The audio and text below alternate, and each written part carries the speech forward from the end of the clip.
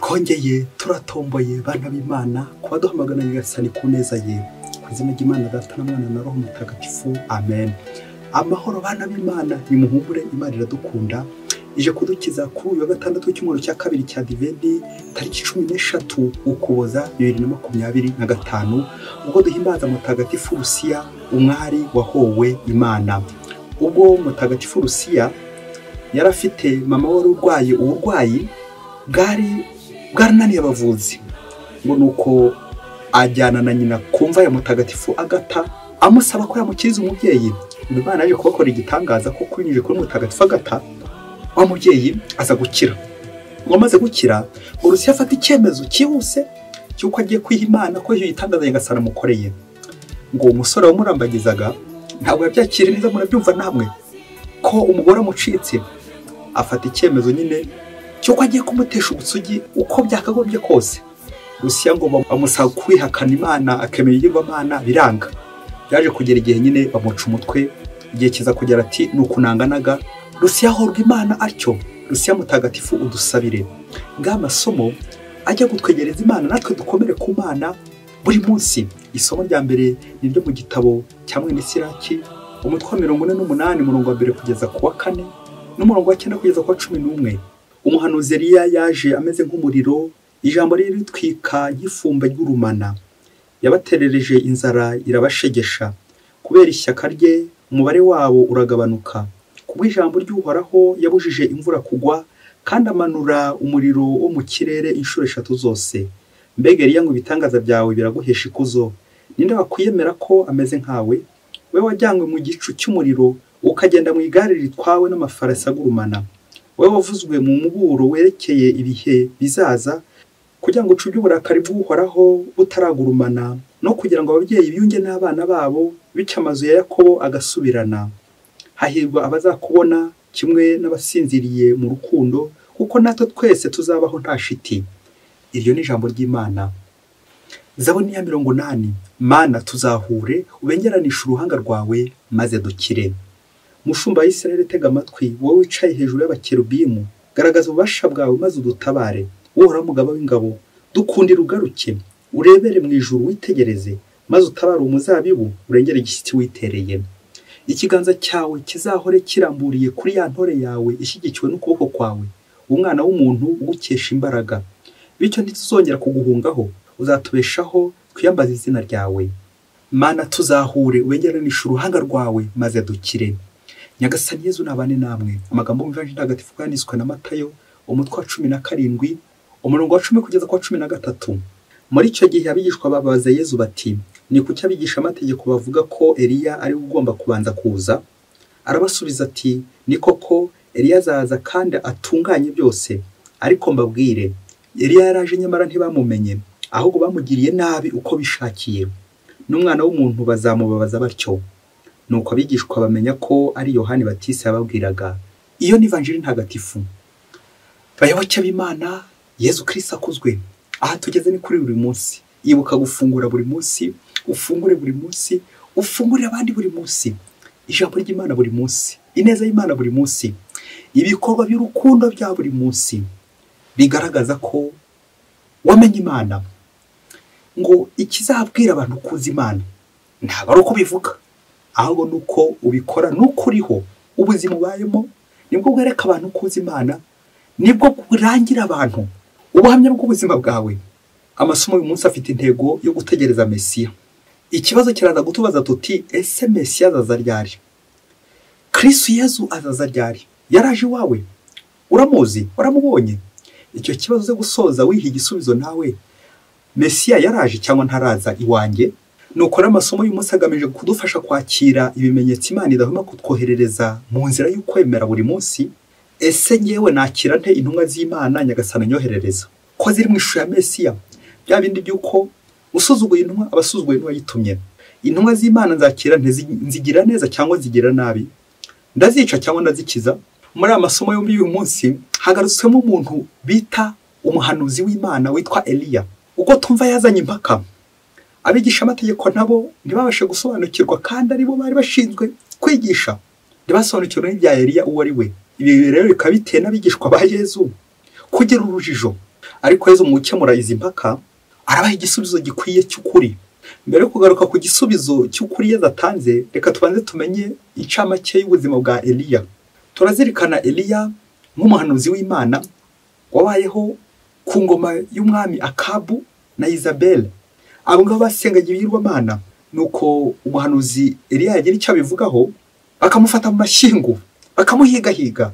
Yarwanyije bikomeye ibigirwamana bya Behali, yakoze n'ibitangaza bikomeye. Bavuga ko Eliya yagiye mu ijoro adapfuye, Imana amujyanye mu ijuru mu nkubi y'umuyaga. Kuko tubisanga mu gitabo cya kabiri cy'Abami, umutwe wa 2, umurongo wa 1 kugeza kwa 13. Eliya agarukaho cyane cyane mu isezerano rishya, uwo twanabizirikanye none, aho bagira bati Yohani Batista azagenda imbere y'Imana arangwa n'umutima n'ubushishozi nka Eliya. Eliya kandi bamugarukaho mu isezerano rishya, Yezu yihindura ukundi, musana Eliya bakamubonekera.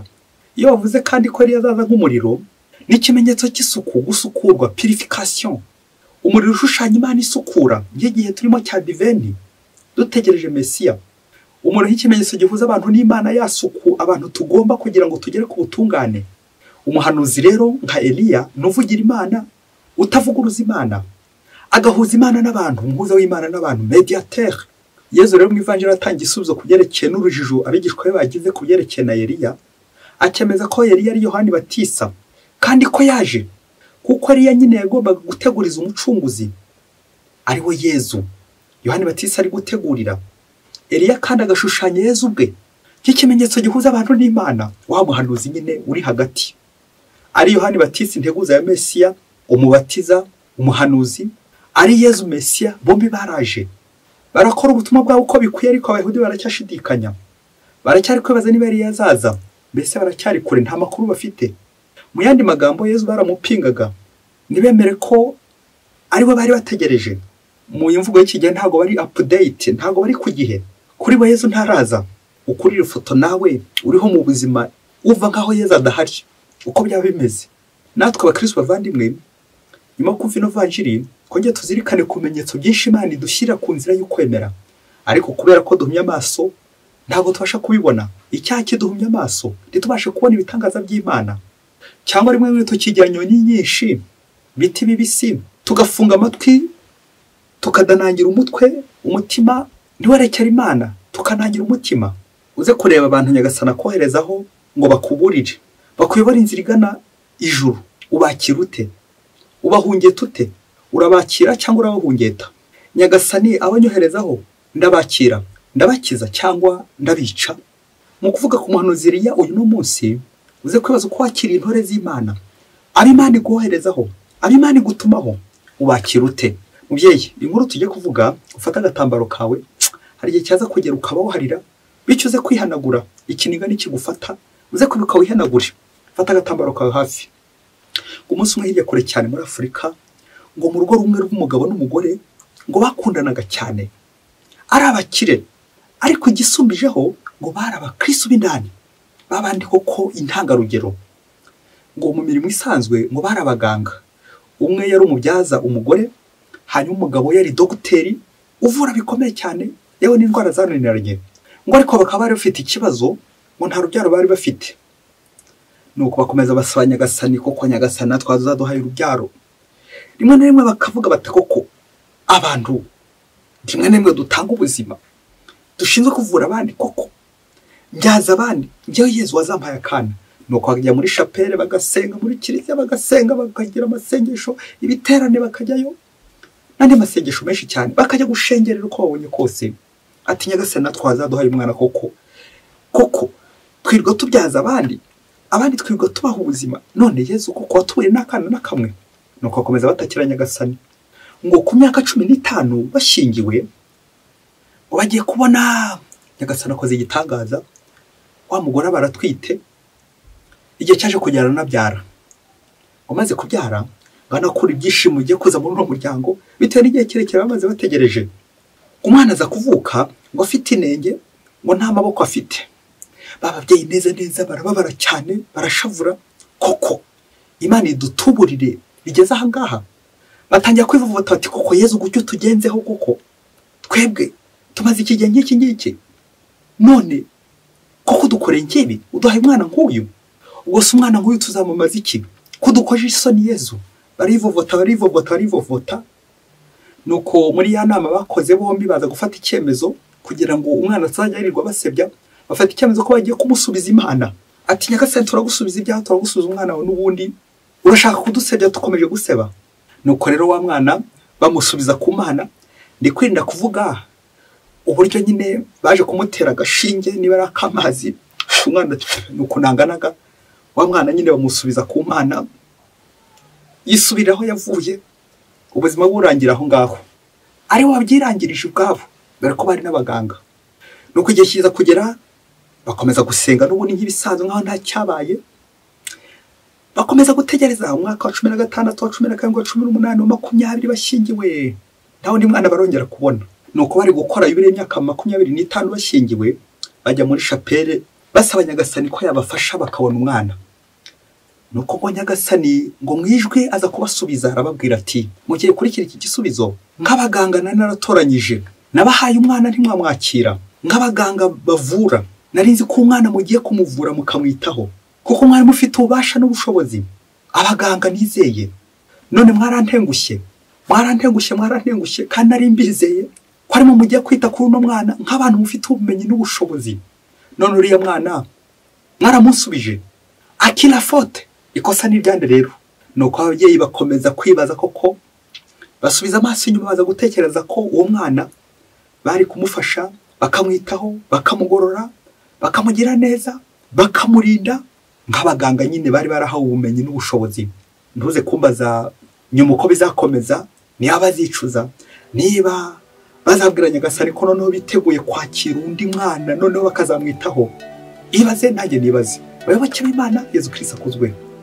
uko Nyagasani aduha ariko twebwe tugacira Nyagasani aduha inyama ngo dutamire twebwe aho kugira ngo twakire iyo nyama duhaye ahubwo tukakira umuriro tukamira umuriro nawe nusanga uri ku rutonde rw'abatsinzwe kimwe nanjye bitewe nuko tutakiriye abana b'Imana Nyagasani yaduhaye abahanuzi twoherejweho nawe uca bugufi usaba imbabazi maze ureke Nyagasani akora ugushaka kwawe muri wowe agukoreshe akunyuzeho inema ze akunyuzeho abe akunyuzeho abashyitsi be akunyuzeho abana be akunyuzeho abahanuzi be ntubice ahubwo bakize ubagirire neza reka dusoreze gutundu dutatu tuza kugufasha kongera kureba aho ugeze witegura Mesiya nawe niba nawe ukibona ibimenyetso by'intumwa z'Imana mu buzima bwawe icyambere kije cya Advent ni ugusaba imbabazi kuri bamwe bagiye bari gisaba Yohani Batisa Yohani Batisa twashatse kuvuka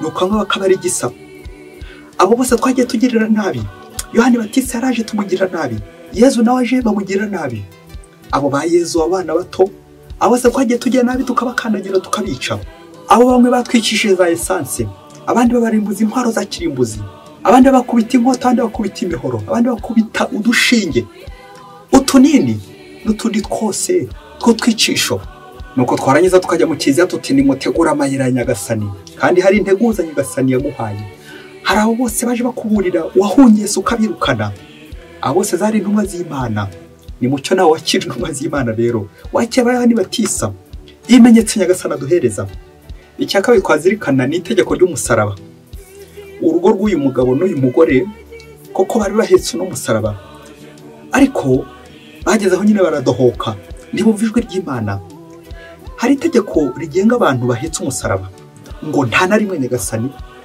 azaguha umusaraba utari ku rwego rwawe utashobora buri gihe Nyagasani yaguhaye umusaraba aguha n'imbaraga zo kuwutwara icyacu rero turivovota tukivubura duti Nyagasani ngiye kucyo utankorera bino kucyo utankorera bino Imana Nyagasani icyaguhaye cyose nuko azi ko azanagufasha no kuwuheka niba aguhaye umwana ufite ikibazo nuko azi ko muzafatikanye no kubona icyo gisubizo uri muganga uri umubyaza uri dogiteri uwo mwana ubujwe n'iki kumwitaho ariko uzasanga ya kenshi ba muganga ba dogiteri ushaka gusanga aribo batuma ubuzima bubura ku isi kandi aribo bakombye kuzana ubuzima bakombye gutuma ubuzima bubaho none ugasanga ahubwo barabicuritse abenshi nibo birukana ubuzima bakabwica kandi byaba itegeko ry'umusaraba waryumvise mubyeyi Imana nta na rimwe izaguha umusaraba ugusumbya imbaraga niguha nuko yizeye ko hari aho uzakura imbaraga agirira kwizeye. Twara umusaraba rero, niba hari ikibazo ufite cyanze gukemuka, egera Yezu, wikwivumbura, wikwivovota. Niba hari ubwawe ufite butari gukira, ntiwivumbure, egera Yezu maze wakira icyo kimenyetso Yezu aguhaye. N'ubundi ntabwo azigera gutererana. Icya gatatu twazirikana ni isaha Imana ihamagara isahani y'umuntu, ngo Imana imaze kurema umuntu ihitiremo n'isahani ye. Rero we nanjye turagowe, twubikiriye imbehe bagenzi bacu, tukubike isahani ya bagenzi bacu. Imana yamuzanye ku isi kugira ngo ahitegurire, none wowe uri kumuburizamo. Ngaba Yohani Batista, ba Eliya baza ku isi bagakomanga iwacu kugira ngo bahitegurire ijuru, none uri kubavutsa ijuru. Isahani urayubitse, ubura isahani y'abandi, maze ugende neza mu nzira z'Imana uko bikwiye. Ureke abandi babeho nk'uko nawe uriho, wishaka kwikunda nk'aho uri wenyine uri ku isi. Umukoro twaza gusorezaho, uze kureba muri iki gihe Adventi niba nta bantu bubikiye isahani, ubugambanyi, ubucakura, ububeshyi, ubwicanyi n'ibindi byose uri kohokamo. Nta bantu uri kubikira isahani, kandi Nyagasani yarabazanye ku isi kugira ngo bitegurire ku isi. Yibaze nanjye nibaze. Mutagatifu Lucia, udusabire buri munsi. Mwese Imana ibahe umugisha.